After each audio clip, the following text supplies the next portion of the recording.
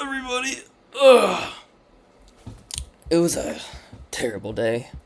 Terrible. Why we lost what we made yesterday, $197, 196, something like that.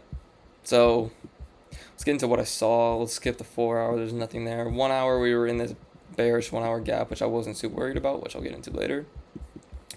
15 minute, we had this 15-minute gap. Actually, no, we didn't have that 15-minute gap. We had a 15-minute gap here, but what I really had was this 30-minute gap. Okay, that was my trade target. That's what I really wanted to get tapped into today. Let's go on the 15-minute. As you can see, we respected so many 15-minute gaps. So this one respected, this one right here respected. We actually did tap into this 15-minute. If we go on the 5-minute, we have so many more gaps. Okay, 5-minute boom, 5-minute boom. We were just very bullish. Okay, and looks like we're pushing higher now. We might get that move into London highs. What time is it? It's almost 10. That might just be it. So anyway, so we had that 30-minute gap, and we had in pre-market we had these two equal highs. Okay, we had equal highs right here. No, we had three actually. I remember we had three. 1, 2, 3. As you can see on ES, which got swept right when market opened.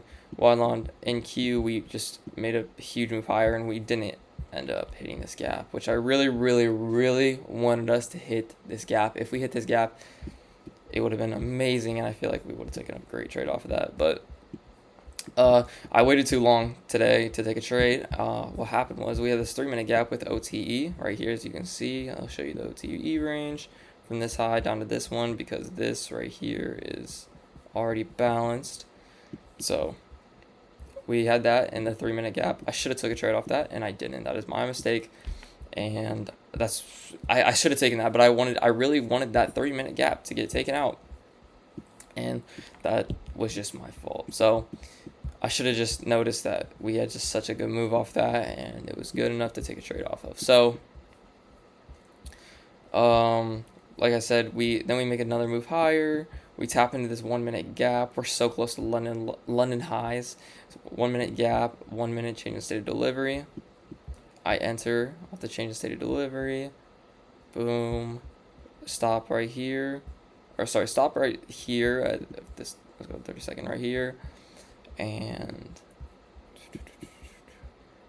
take profit at London highs, which that was my biggest mistake. I don't know why I would take a trade when we're so, like, obviously I'm gonna get manipulated to get stopped out. I should have known. I don't know. I was just like, no way I'm gonna miss this whole move. Did I get FOMO? Not really. Like, I knew it was a risky trade, and it was only a 1-to-1. If I wasn't like, I didn't think that it was like some like beautiful, amazing trade, but I thought, and I had profit for a while, but I should have waited for a little more confluence, and because we were so extended. I wouldn't say we're overextended, but I could have definitely waited, and I don't know why price is moving like this. 1 hour gap. I don't know, but I think we might sweep London high soon. That's the trade for me today. Yeah, I lost 196. What I made yesterday, which is not bad. Losing 196 isn't bad. I'm gonna be honest, because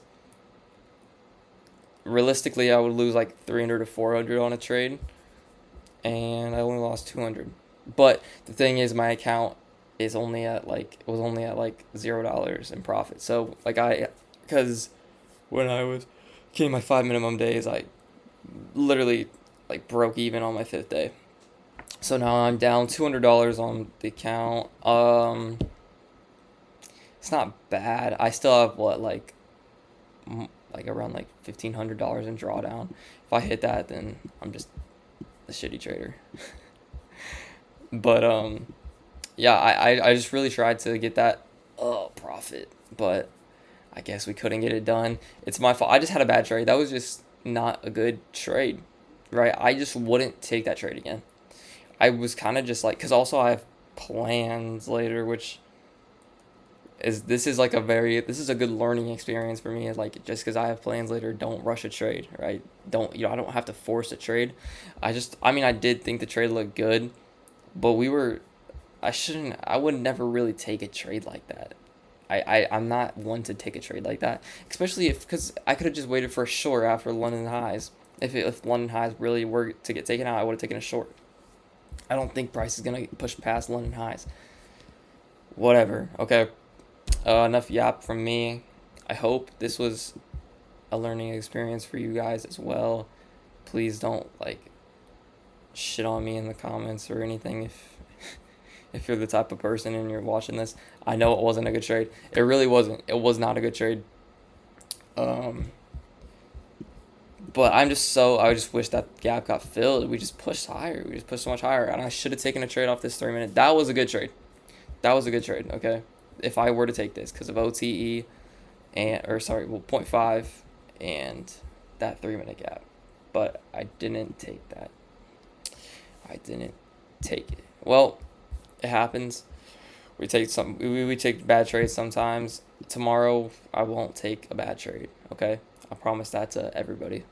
And that's it for me. Let's see if we have any news tomorrow.